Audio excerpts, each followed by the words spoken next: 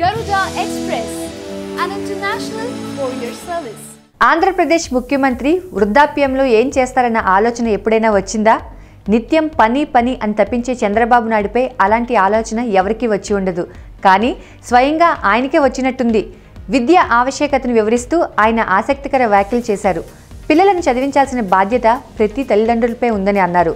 సాధారణంగా రాజకీయ నాయకుల పిల్లలు చదువుల్లో గొప్ప ప్రతిభ కనబర్చరు. అయితే తాము మాత్రం అలా కాకుండా పిల్లలను బాగా చదివించాలని భావించామని తెలిపారు. అందుకు ఉత్తమమైన విద్యను అభ్యసించేందుకు లోకేష్ను స్టాన్ఫోర్డ్ యూనివర్సిటీలో చదివించామని ఆయన చెప్పారు. తమ ఇంట్లోని 4 కుటుంబ సభ్యులు ఉన్నత విద్యావంతులేనని ఆయన అన్నారు. తన కొడుకు కోడలు బాగా చదువుకున్నారు, అలాగే బాగా సంపాదిస్తున్నారు. కనుక రిటైర్ అయ్యాక నా శేష జీవితం వారి దగ్గరే గడుస్తుంది, వారే నాకు తిండి పెడతారని చంద్రబాబు నాయుడు సరదాగా వ్యాఖ్యానించారు. దీనికి అంతా నవ్వేశారు.